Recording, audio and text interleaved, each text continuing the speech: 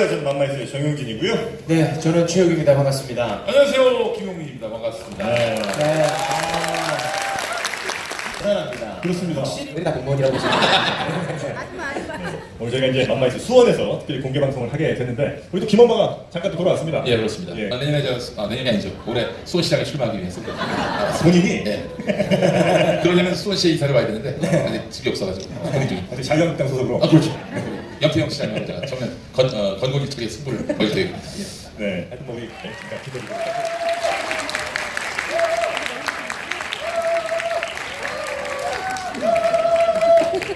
아, 환호성들이 다들 일하듯이. 아, 정말 많은 분들이 지금 반겨주고 계신데 네. 인사 좀 부탁드리겠습니다. 예, 안녕하세요. 수원을 찾아주신 국민TV 시사 토크 맘마이스 여러분을 환영합니다. 그리고 이 자리에 함께해 주신 시민 여러분 고맙습니다. 수원시장 연평 인물 알아보시네요. 고맙습니다. 못 보셨구나. 네.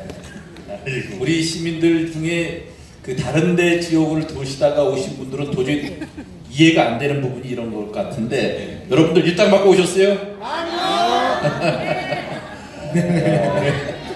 얼어 죽는 줄 알고 혼났어요. 아유, 맞아요. 아니 극장 네, 시기가 시기니만큼 사실 굉장히 또 예민한 시기 아니겠습니까? 민감하고. 우리 시장님도 이제 그거를 노리고 나오신 것 같다. 혹시나 해서 말씀드리는데 저는 뭐 누구의 당선을 돕는 그런 사람이 아닙니다. 오늘 이 자리를 마련한 거 후회하게 될 수도 있으니까 혹시 서운해하지 않으셨으면 좋겠습니다. 왜냐하면 공정해야 되거든요. 예, 사실 이제 당내에서도 경선이라는 게 또 필요한 부분이 있고 하기 때문에 혹시나 서운해하실까봐 미리 말씀을 드립니다.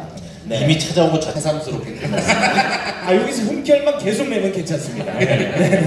따로 우리 최욱 씨한테 챙겨주신 게 없어서 예. 아마 이렇게 썩 호의적이진 않을 거라는 거 예. 말씀드리고 얼마 전에 그 기사를 보니까 우리 시장님이 드디어 이제 3선 선언을 하셨죠.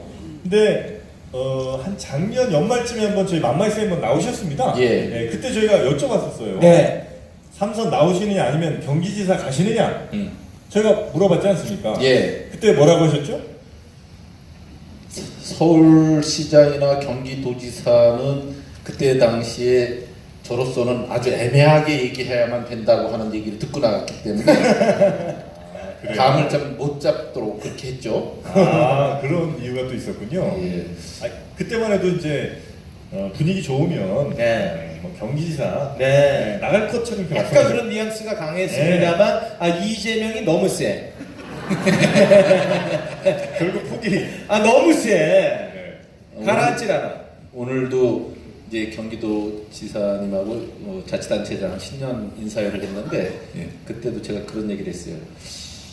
저는 가만히 있는데 지난해 한때 백만도시 시장님들이 대선 나간다고 해서 절더러 당신은 뭐하냐는 얘기를 한참 들었고 또 그 이후에 또 최근까지 경기도지사를 얘기하면서 다른 분들 막 거명하면서 당신은 뭐하냐 하는 얘기를 막 들었고 뭐 최근 들어서는 또 부천의 김만수 시장이 또 그렇죠.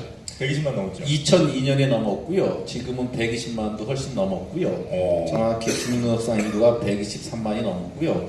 아마 그 여기에 있는 외국인 등록도 비등록 합하면 130만은 될 거고 이렇게 예상을 합니다. 100만 넘으면은 광역시의 요건이 되는데 차라리 수원시장 삼선하시면서 수원시를 수원광역시로 만드시는 그래서 자동적으로 광역단체장이 되시는 이런 꿈도 한번 꿔볼만 하지 않나요? 굉장히 좋으신 제안이십니다. 제가 광역시장을 광역도지사 이런 것을 지향하지 않는 이유는 우리 시 자체가 이미 광역 규모인데 제가 뭐하러 또 그런 일을 하나. 우리 시민들이 그렇게 생각해요. 슬쩍 이렇게 뭐 사무소 하나 이렇게 계속 하시면서 광역단체로의 어떤 인근을 좀 먹어서 광역으로 가겠다 이런 음모를 좀 드러내고 있다. 이래서 이리시 하신 분이 계세요. 알고 계시죠? 그것도 벌써 발각이 됐어요? 다 알겠겠죠. 네. 아마 화성시에 있는 거는 이제 공공항 이전과 관련돼서 화성 주민들의 이해를 돕고 또 그분들의 의견을 접수하는 그런 우리 공공항 이전과 관련된 그런 사무소일 거고요. 제 선거는 화성까지 영향력을 전혀 미칠 생각은 없습니다. 우리 자체가 이미 광역이기 때문에. 뭐 그거는 그냥 다른 의미로 이렇게 사무소를 개소하신 걸로. 예, 우리 시가 공공항 이전 관련된 주민들의 이해를 돕는 그런 현지 사무실이다 이렇게 이해하시면 되겠습니다. 네, 이제 2번 정도 하셨으면 예, 사실 이제 또 후임한테 물려주는 것도 예. 아름답죠. 굉장히 아름답죠. 네. 네. 그럼에도 불구하고 그렇게 끈질기게.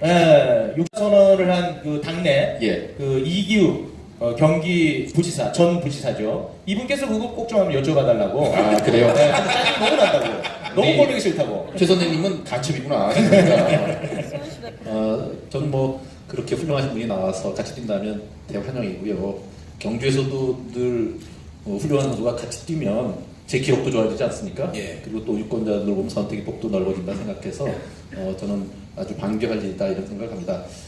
페어플레이하고 그리고 네거티브 없이 이렇게 깨끗이 치렀으면 좋겠다는 생각하고 있고요. 실제로 우리나라의 자치단체장들은 3선 제한이 있습니다. 예. 그런데도 지금 4번, 5번 한 분도 실제로 있습니다. 네. 그는 이제 3번 하고 한 번 쉬었다 또 할 수 있거든요. 푸틴식으로. 예, 푸틴식으로. 그리고 또 요 옆에 있는 문포시장님만 해도 2번 했다가 쉬었다가 2번 하고 있는데 아마 다음번에 또 남아오지 않겠나 싶은데 그건 국민들의 선택의 몫이지 뭐 다른 특별한 그 길다 짧다 이렇게 얘기할 수 있는 건 아닌 것 같습니다. 예. 그럼 2번 하고 한 번 쉬고 2번 다시 하실 때 예. 그 한 번 하는 사람은 그 2번 하시는 분의 신복. 좀 표현이 그렇습니다. 따가리? 이런 분이 하시는 거예요? 3선까지 가능하기 때문에 3선하고 그 다음번에 못 나오니까 못 쉴 때는 다른 분이 했겠죠. 근데 사실은 그분들의 의중대로 선출되지는 않습니다. 그런데 이제 시대의 흐름이 네. 지난번 같은 경우는 어느 한쪽 당을 한 분이 쉬고 있었는데 그 다음 텀에는 다른 당으로 갔는데 흐름이 또 다른 당으로 생긴 거예요. 이런 경우에 그 되는 경우가 있고 그리고 또 역량들이 벌써 2번, 3번 하면 시민들의 신뢰가 생겨서 그런지 한 번 쉬었더라도 다시 뽑히는 일이 높더라고요. 그뿐만이 아니라 그 국회의원들은 3번, 4번 뭐 다다익선이 아니겠어요? 구선도 하고 뭐 예. 네. 저는 그래서 이런 것을 몇 선 하느냐의 기준은 별로 중요한 게 아니라 생각하고 우리 자매도시 프라이브로그 같은 경우 보면 독일은 한 번 뽑히면 8년을 합니다. 그리고 제한이 없습니다. 몇 번을 하든지.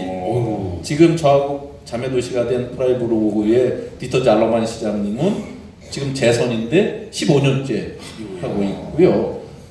근데 그분들은 단지 정년이 있어요. 70세까지만 할 수 있어요. 몇 선이 돼도 좋은데 우리는 오히려 그런 정책이 더 합리적이지 않은가 하는 생각도 하는데 어쨌든 국민들의 심판, 주민들의 선택으로 결정되는 거니까 몇 선 이런 것에 너무 구애되지 않긴 바라고요. 이런 걸 선생님. 잘 찾아내. 예. 잘 찾아내. 예. 해외 사회도. 제가 그런 검색에 보면 이게 초선 이제 도전하신 분들은 어떻게든 다른 나라들의 다 뭐 재선 안 되는 이유 잘 찾아내고 3선 도전하신 분들은 희한하게 또 이런 걸 잘 찾아내요. 네, 저 시장님. 예. 뭐 아무튼 뭐 궁색한 변명 잘 들었고요. 제가 좀 강론으로 들어가 보겠습니다. 예. 3선을 하시려는 이유, 물론 뭐 근원적인 이유는 오직 개인의 욕심이겠지만 대외적으로 내가 못다한 이런 꿈이 있기 때문에 내가 못다한 일들이 있기 때문에 또 하신다고 이렇게 또 명분을 내세워야 되지 않겠습니까? 그것이 우리 피부에 와닿게 네. 좀 구체적으로 좀 설명을 해주시면 어떨까요? 제가 7년간을 야당 시장으로 있었습니다. 그러네요. 그리고 중앙정부하고 제대로 된 소통을 못 해봤고 여러 가지 정치의 사찰을 받았고 이제 모처럼 지난해 이제 정권이 바뀌어서 여당 시장을 처음 해보고 있는데 아직 1년도 못했습니다. 예. 우리 시의 현안이 정말 큰 것들이 많은데 그 중에 하나가 군공항 이전, 수원 군공항. 예. 수원 화성 군공항 이전이고요. 예. 그리고 지금 아까 말씀하셨다시피 100만이 넘는 지 16년이 됐는데도 불구하고 예. 우리 시는 기초자치단체하고 똑같은 대접을 받습니다. 네. 광역시가 되면 예산이 2배가 되고 예. 그리고 공무원 숫자가 2배가 되고 주민들이 받는 복지의 수준의 질이 달라집니다. 그렇죠. 근데 광역은 안 되더라도 100만 도시에 대한 특례가 국회에 법안 발의가 되어 있는데도 여태 통과가 안 되고 있어요.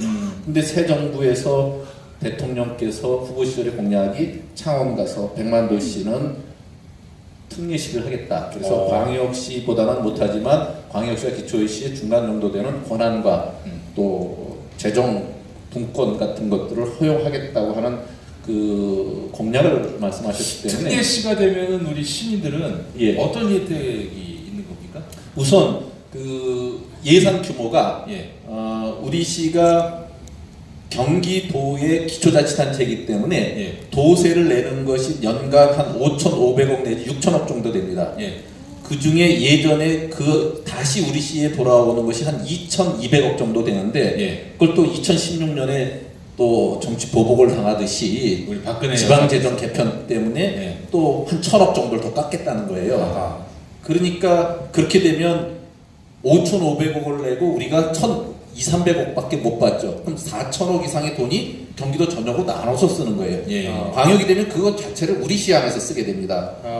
큰 도서관, 제가 그렇게 많이 강조해서 쓰는 도서관 하나가 100억이면 충분히 짓습니다. 그걸 몇 개 줘요? 1년이면 40개 이상을 만들 수 있는 예산이에요. 그 정도의 재정 가용성의 넓이가 확 달라지거든요. 그러니까 울산은 우리보다 인구가 적지만 광역지자체로 있어서 국민들이, 울산 시민들이 받는 복지 수준이 우리의 2배가 된다고 해도 과언이 아닌 형편입니다. 그런 식의 불이익을 어디 사느냐에 따라서 이렇게 차별을 받아서 되는 건 아니죠?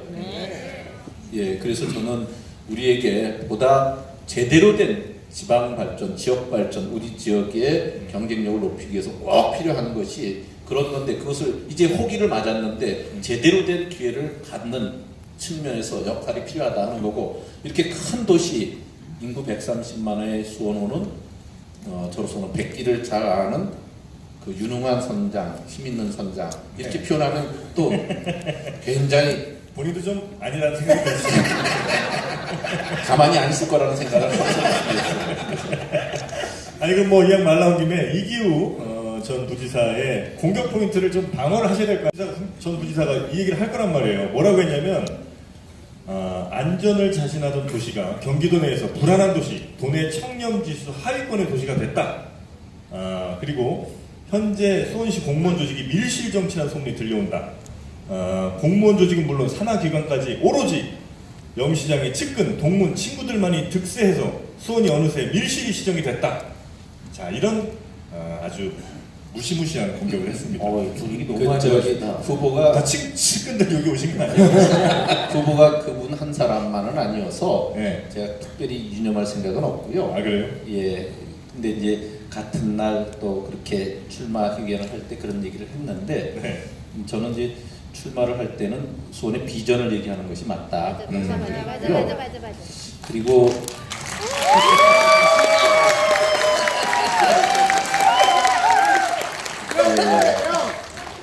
그리고 저는 모든 것을 부정적으로 보느냐 긍정적으로 보느냐의 차이가 있다고 생각해요. 우리 시가 민선 5기 제가 시장하기 전에 국민 권익위원회에서 평가한 청렴도가 75개 시 중에 75위를 했습니다. 꼴등했습니까? 예. 그리고 그동안 많이 개선돼서 1등급까지 올라갔고요. 그러다가 최근 들어서 2, 3등급 사이에 있습니다. 그것을 객관적인 말씀을 드리고요. 그리고 뿐만 아니라 시가 하는 부패 방지 시책 평가는 최우수 등급을 늘 받습니다. 지금도. 그리고 지난해도 경기도에서 청렴도 부패 방지 평가 최우수 도시로 선정됐으니까 그거 갖고 얘기를 하는 건 좀 적절치 않다는 생각이 들고요. 어쨌든 그런 것은 팩트 체크하면 다 되니까 크게 걱정하지 않으셔도 되고, 제가 뭐 이런 얘기를 여기서 할 필요는 없는데 동문들 얘기하고 그러는 건 좀 수준 낮은 얘기다 하는 생각이라 굳이 변명을 할 필요가 없다고 생각합니다. 옹졸하게 삐치신 거 아니죠? 굉장히 기분 나쁘네. 아니 이참에 저 수원 발전에서 큰 그림들을 서로 각자 생각하고 있는 그림대로 그리고 그것을 시민들의 선택을 받는 것이 맞다 하는 생각이고요. 훌륭한 후보니까 아름다운 경쟁 펼치기를 기대하겠습니다. 네, 근데 알겠습니다. 이기우 전 부지사는 이제 남경필 현 도지사가 뭐 야당하고 협치를 하겠다 이러면서, 사실 이분이 이제 민주당 국회의원 하셨던 분 아닙니까? 이기우 전 부지사가. 그래서 그분을 이제 부지사로 세운 건데, 그 사회통합 부지사 그건 어떻게 됐습니까? 잘 된 겁니까? 아니면 경기도에서 했던? 연정을 하는 그 도지사의 입장에서 보면 이제 의회가 도의회가 다수당이 민주당이니까 예. 민주당이 협조를 구하고 또 그 정권의 그 권력 이것을 나눈다는 의미에서 독일에서 많은 벤치마킹을 하고 네. 파트너로 민주당이 이제 추천을 받아서 하는 거죠. 지난 4년간 저는 새로운 시도였다고 생각하고 한국 사회에 의미 있는 도전이었다는 생각을 합니다.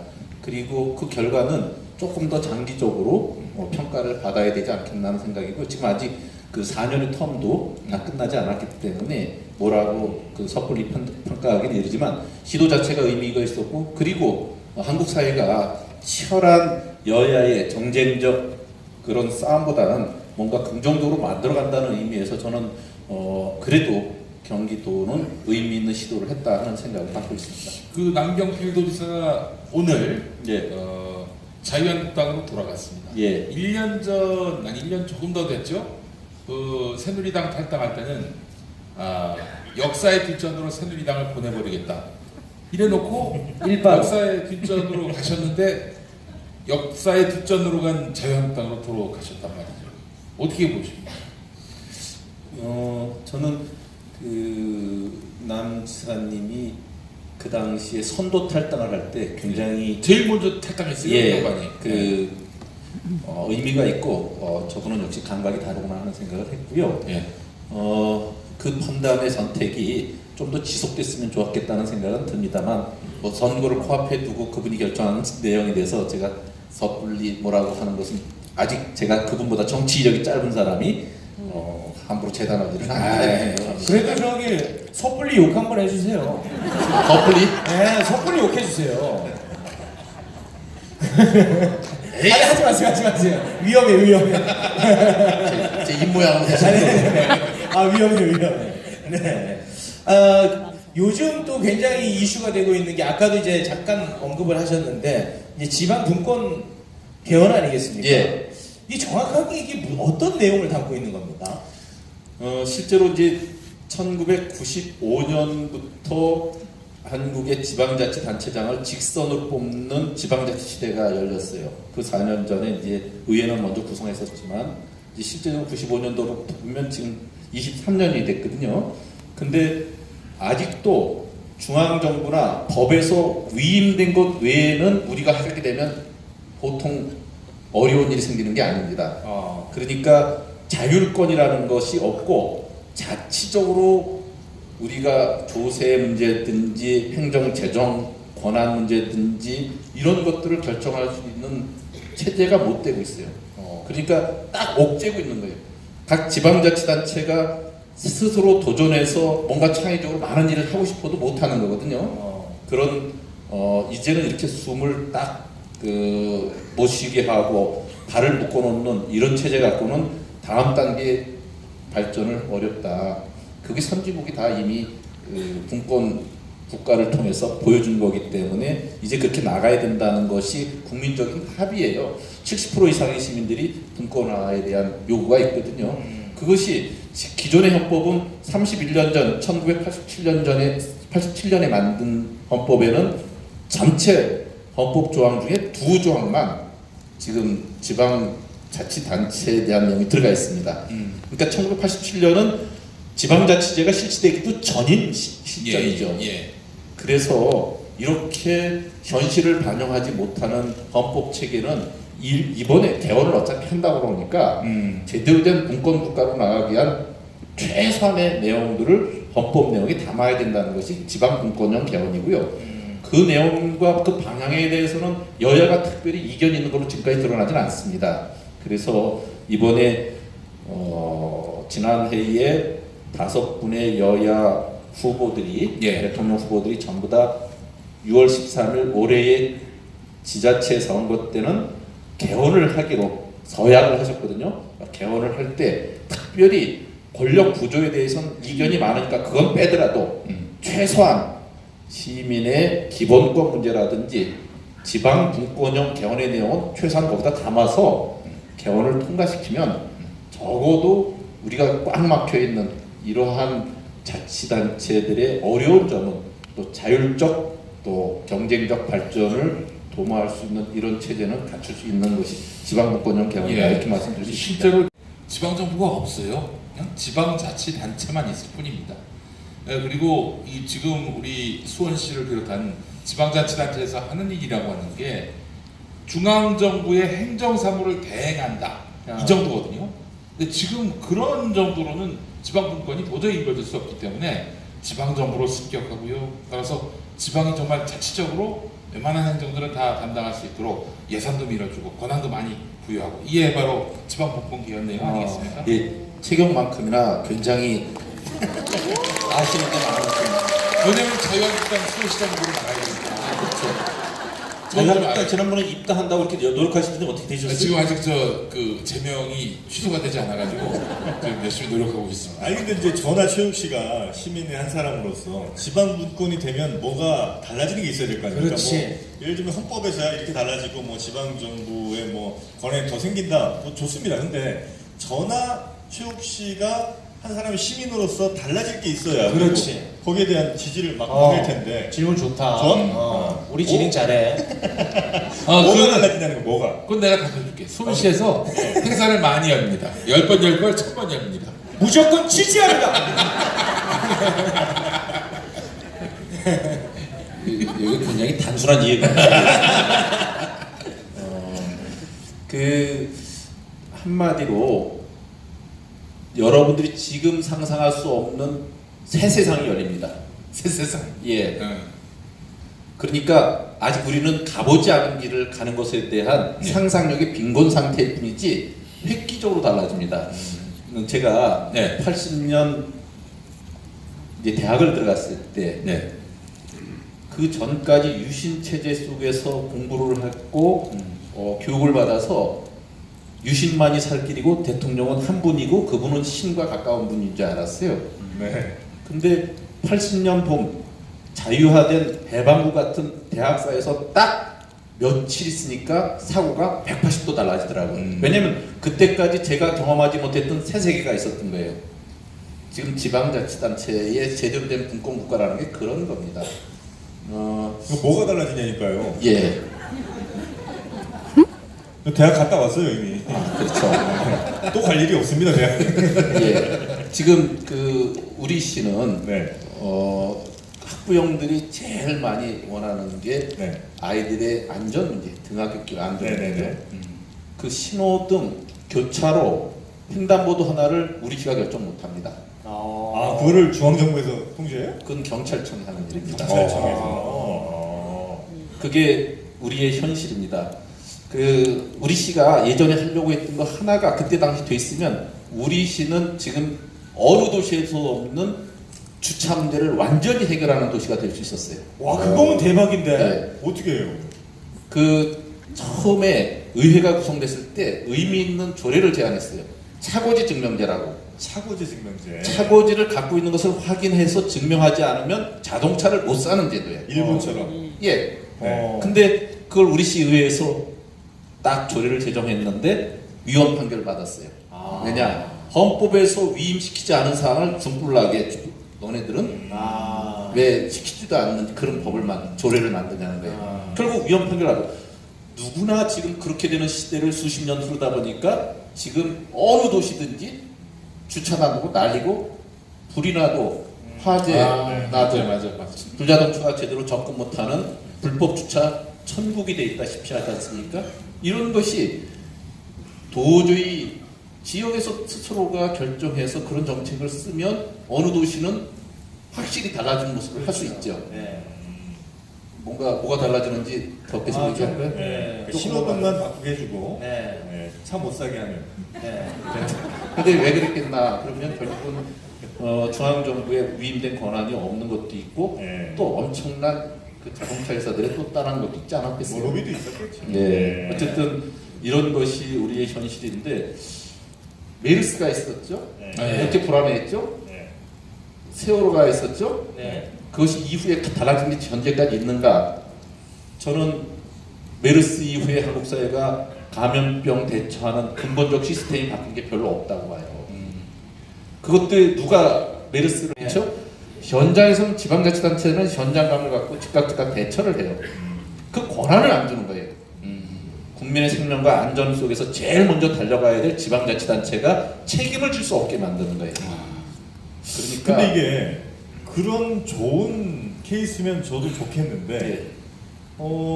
시장 혹은 도지사 혹은 또 어떤 단체장이 꼭 반드시 그렇게 선의를 혹은 선정을 잘 펼칠 사람만 뽑히는 건 아닐 거 아닙니까? 예. 그럴 위험성이 있는 여러 지역들이 있을 텐데 그런 데서는 오히려 만약에 지방자치 완전 분권이 이루어졌을 때는 오히려 더 퇴보할 수도 있는 거 아닙니까? 이제 그 말하자면은 지역의 토호 세력들하고 그런 경우도 있을 수 결탁이 있죠. 돼가지고 네. 권한을 그만큼 멋대로 전용하는. 그리고 그- 시장님은 그럴 걱정이 없겠지만은 아주 흉한 데가 많거든요. 예, 지금 이런 우려를 하는 게 기존의 관성에서 별로 안 바뀐. 못 벗어난 거군요. 예. 왜냐하면 전국의 기초자치단체만 해도 226개고요, 광역이 17개입니다. 243개입니다. 옆에서 잘하는 거 보면 시민들의 압력에 의해서 그렇게 쫓지 않을 수가 없는 것이 현실입니다. 그리고 요즘은 국민들이 다 알아요. 네. 옛날과 달리 예전에 민선 4기까지 자치단체장의 부패 문제라든지 그 여러 가지 비리 문제가 많았는데 반해서 최근 들어서 그런 일은 거의 없었습니다. 그에 반해서 중앙정부가 갖고 있는 패착은 엄청 많아요. 늘 보셨지만 우리로서는 전혀 합리적이라고 생각하지 않는데 어느 날 벼랑간 국정교과서, 역사 교과서를 국정화 시킨다는 거 아니에요? 예. 근데 우리 국민들은 다 그게 아니라고 생각하고 지역에서도 다 아니라는데 한마디를 누가 던지니까 모든 중앙 관료들이 그것이 온당하냐 다 그렇게 논리를 만들어내고 그렇게 앞장서지 않습니까? 예. 그거보다 더 위험한 일이 있을까요? 그러니까 중앙정부는 경쟁 상대가 없으니까. 예, 비교 상대가 오로지 없으니까. 독점하고 있고 권한을 모두 다 스스로에게 집중하고 있는 가운데 나오는 위험과 부패적 요소가 훨씬 더 큰 거거든요. 그럼 제가 또 하나, 예, 그 수원시 같은 경우는 이제 재정 자립도가 높은 편이긴 합니다만 예. 재정 자립도가 낮은 곳은 지방 분권을 하게 되면은 아주 화상. 예, 힘겨워지는 거 아니겠습니까? 지금 우리나라의 기초자치단체 재정 자립도 전체 예산의 수요에 비해서 실제로 그 지역에서 걷어들이는 세금으로 충당하는 줄 이렇게 따지면 기초자치단체 전국 평균이 한 23% 안팎됩니다. 그러니까 70% 이상이 중앙정부나 광역에서 받아야만 되는 거예요. 네. 그걸 갖다가 보조금 또는 교부금 여러 가지 형태로 받거든요. 그걸 갖고 중앙정부가 기초자치단체나 지방자치단체를 통제하는 거예요. 그러니까 이것은 재정의 권한을 훨씬 더 높여주고 책임지도록 해주는 게 필요해요. 그게 불교부 단체가 전국에 4개가 있습니다. 기초자치단체 가운데 네. 수원, 성남, 용인, 화성, 수원을 주변으로 한 고기만 있습니다. 전국에서 경기도에 4군데 고기만 불교부 단체인데 우리 시 같은 경우는 그러다 보니까 우리 시의 재정을 책임지고 써야 되니까 네.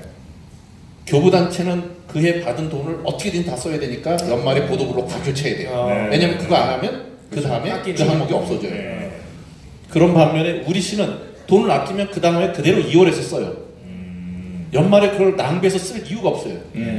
이게 책임성의 문제입니다. 재정 자립도가 낮은 게 문제가 아니라 그만큼의 권한을 주고 책임을 지게 하는 게 더 중요한 거다. 아까 메르스 얘기 잠깐 하셨는데 이게 뭐 1000명이 넘어갔습니다. 돌아가신 분들이. 단일 사건으로 이렇게 많은 분들이 돌아가신 선례가 있나 하는 생각이 들 정도인데 또 하나의 우리가 큰 충격으로 안고 있는, 아픔으로 안고 있는 것이 세월호 사건 아니겠습니까?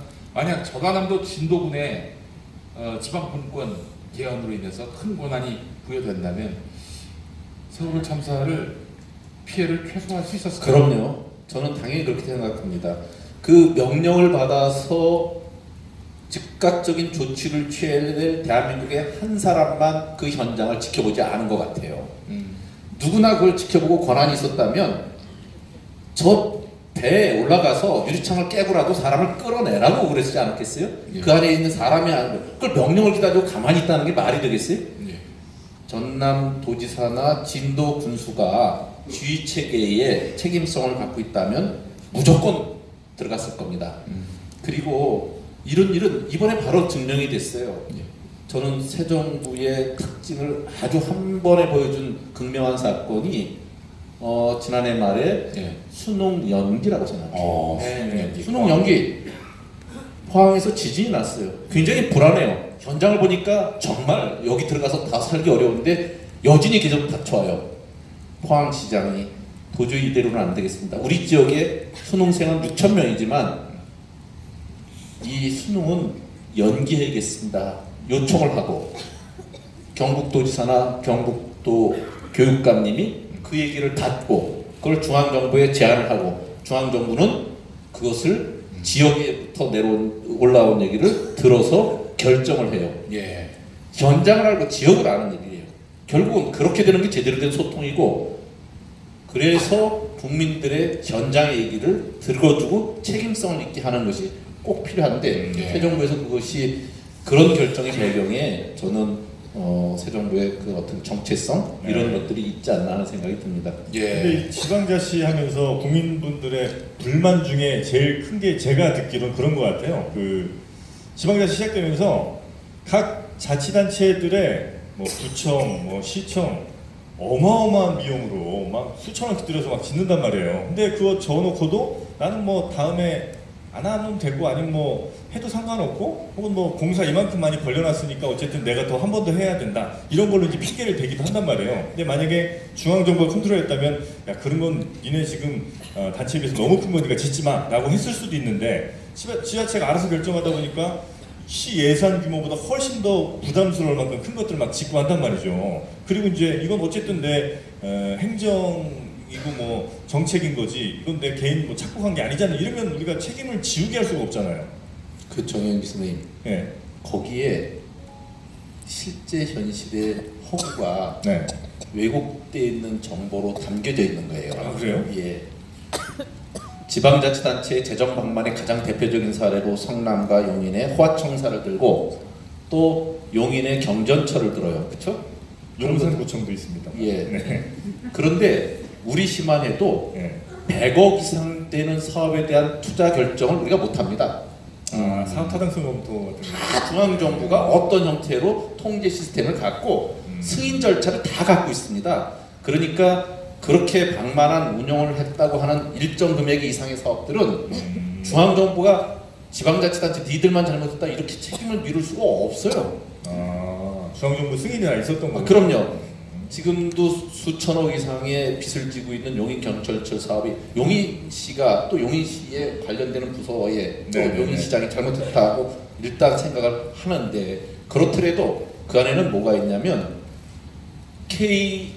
KDI라고 하는 국가기관에서 네. BC 분석하는 거 다 컨트롤하고요. 그리고 교통개발연구원에서 실제 수요가 얼마인지 다 검증해서 그 결과로 투자하게 하는 거예요. 16만 명이 타기로 했는데 실제 운영해보니까 3만 명이 타니까 엄청난 적자가 생기죠. 근데 그 실제로 수요 조사를 누가 결정했느냐? 국가기관에서 한 거예요. 이런 일들을 지방자치단체의 책임을 저는 회피할 생각이 없는데 그렇더라도 중앙정부가 일방적으로 이렇게 책임을 덤태기 씌울 수 있는 구조는 절대 아니다. 그러면 22조가 든 4대강에 대한 방만한 결정은 누가 책임져야 되고 자원 비리, 그쵸? 네네. 방산 한두 가지가 아니죠. 중앙정부가 그렇게 얘기할 수는 저는 그건 정말 잘못됐다고 생각하고요. 앞으로 어떤 경우도 지방자치단체도 아껴 쓰고 방만하지 않게 해야 되고 중앙정부도 그 이상의 책임을 갖고 해야 돼요. 서로 견제하고 서로 된 그 크로스 체크할 수 있는 이런 구조를 가져야 된다 하는 생각입니다. 네. 그 시장님, 예. 제가 분위기 전환 차원에서 좀 질문을 드리는데요. 예. 너무 심각했어요? 다소. 예. 사실 솔직한 표현은 더럽게 재미없었습니다. 그 제가 이제 분위기 전환 차원에서 좀 질문을 드리자면요. 그 시장이 되면 이제 저희는 시장 근처에도 못 가보죠. 악의적인 의도를 갖고 있다고 가정하면 개인적 이권을 좀 이렇게 위해서 행동할 수 있는 것들이 많이 있습니까? 그러니까 좀 편하게 얘기하면 이빨이 땡기면 얼마까지 땡길 수 있나? 내가 시장이에요. 아 진짜 내가 나쁜 생각 가지면 네, 내가 수원시장인데 어. 정말 한번 우리 일가족의 영달을 위해서 한번 땡겨보겠다. 이제 잠시 MB로 그렇죠, 빙의를 그렇죠. 하셔가지고 막 공사 막 올리고 빙의하셔가지고 막 다 친구 챙겨주고 하면 얼마까지. 이분들은 참 험악한 시대. 수감한 사람 어떤 사람들은 네. 아 진짜 실제로 가능하죠. 실제로 그렇게 행정이 단순하거나 허술하지가 않습니다. 그리고 요즘은 공무원들이요 어느 경우에든지 다 내 충복이고 내 어떻게든지 불법적인 요소를 강요해도 그대로 하겠다고 생각하면 착각입니다. 그래요? 예. 그러니까 정상적인 것을 벗어나게 되면 어딘가에선 탈이 나게 돼 있습니다. 그래서 그것을 예전에는 힘으로 국가 권력으로 사정기관으로 눌렀잖아요. 그게 얼마나 갔습니까? 결국은 그렇게 문고리 모로 엮어졌어도 결국은 다 드러나지 않습니까? 지방자치단체에서 저는 그럴 수 있는 요소 글쎄 제 경우는 땡겨온 건커녕 제가 모함만 안 받았으면 다행이겠다 하는 생각이 들어요. 왜냐면 탈 안 나게 하려고 좀 삼선하시는 거 아닙니까 혹시? 왜냐면 이런 MB랑 다 탈나는 게 정권 끝나서 탈나는 거 아니에요. 굉장히 정혜인 좋은 씨. 지혜인데요. 아 워낙 진행을 잘해.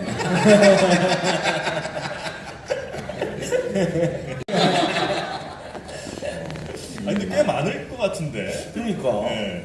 자꾸 아니라고 하시니까 아니 그러니까 시장님을 의심한다는 건 아니고 그럼요. 아니, 이게 그럼요. 다른 이제 시장분들이라든지 그러니까 진짜 안 좋은 생각을 가지면 그게 아니, 가능한지 그러니까 그럴 수도 있는데 그러면 탈이 나더라고요. 탈이 분명히 난다 이거죠. 예.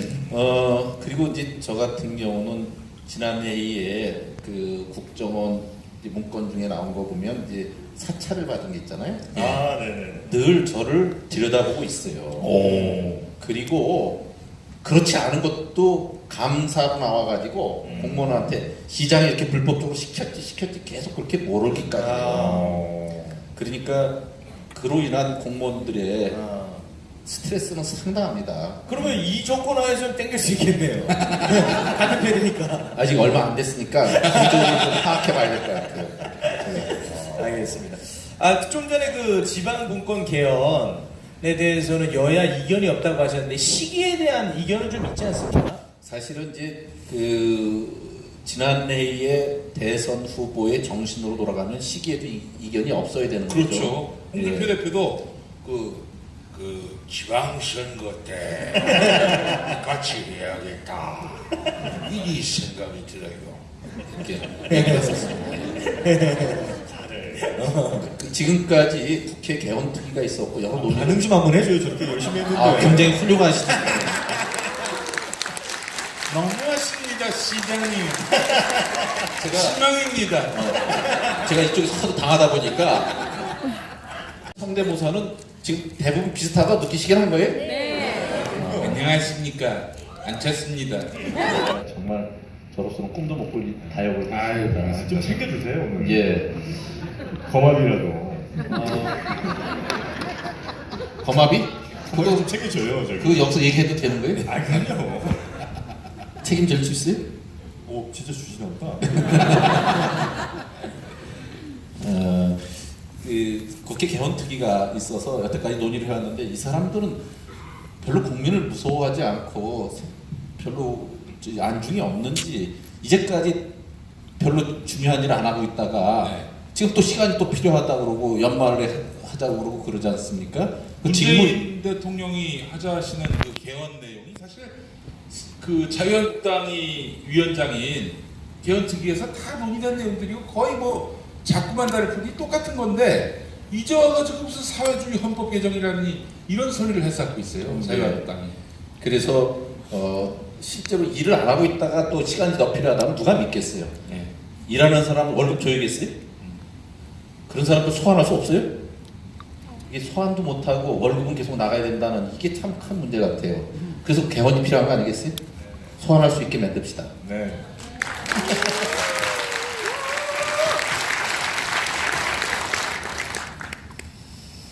뭐 우리 시장 아래에서는 공무원분들이 대체로 좀 힘들어요. 물론 이제 자부심은 있지만 우리 저 수원시 공무원분들은 어떻게 시장님 만나면 그 불만을 많이 좀 얘기를 합니까? 아니면 이 정도면 괜찮다고 얘기를 많이 하죠. 글쎄 저 만나서 행복하다고 하던 그 공무원들은 있는데요. 승진 앞둘 때는 꼭 그렇게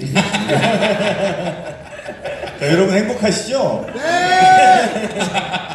공무원이 공무원이 아니 근데 저기 원순 서울시장님이 예.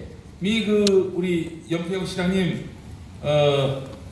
참모가 될 뻔했다는 얘기를 예? 들었습니다. 에이, 반대겠지. 아, 연배도 더 위시고. 아니 그 왜 이렇게 그 저는 박 시장님의 후배 나이가 후배인 건 맞는데 네. 그 뒤집어 생각할 수는 없다고 이렇게 단정하시는 거예요? 아, 그분은 저 천만 시장이신데요. 그분보다 제가 1년 4개월 먼저 시장이 됐어요.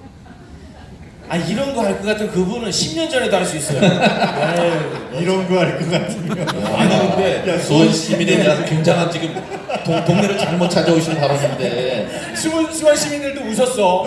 이따 하는 게 없어요.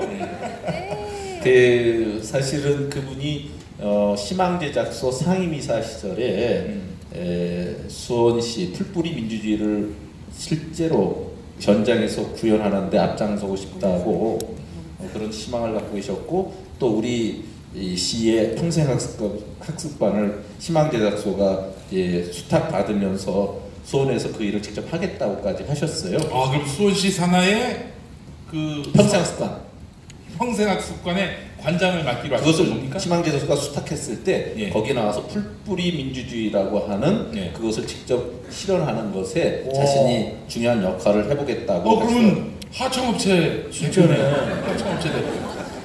오. 그 모든 관계가 원청 하청만 건 아니고요. 협력 관계도 있고 그래요. 예. 예.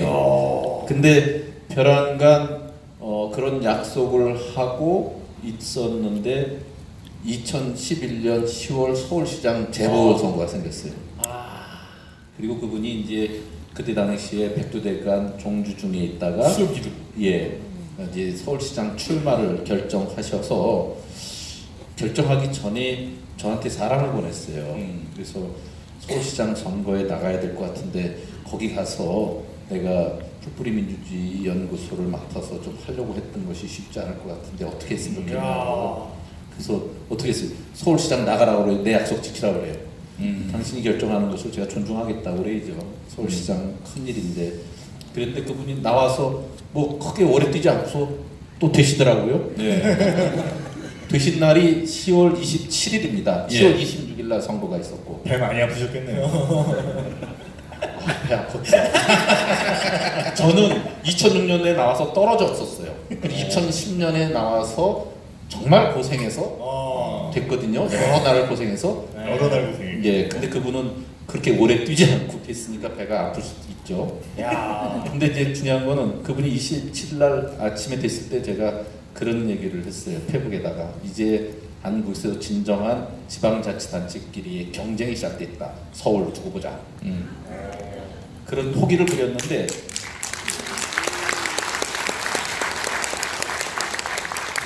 우리 시민들은 이 정도로 그 의식이 있고 박수 칠 때를 정확히 아시잖아요. 근데 그분이 27일 날 취임하고 났는데 28일 날이 그 다음 날이 수원 평생학습관 개관일이었어요. 아이고. 근데 그날 아침에 전화가 저한테 왔더라고요. 오늘 거기 가서 축하도 해주고 자신이 역할을 해야 될 것 못한 것에 대한 미안함도 갖고 있는데 내가 오늘 취임한 지 하루만이라 갈 시간이 도저히 안 되니까 뭐 약 올리나? 그런 얘기를.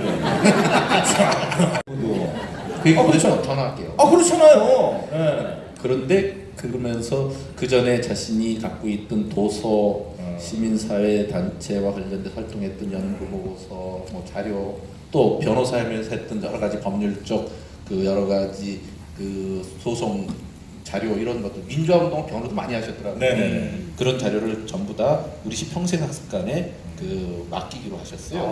그걸 약속을 지키겠다고 하시더라고요. 그래서 제가 그때는 포기를 부렸어요. 서울시장 되셨으면 서울시에서 하셔야지 왜 수원을 아직까지 이렇게 꼬장을 또 피셨어요. 예.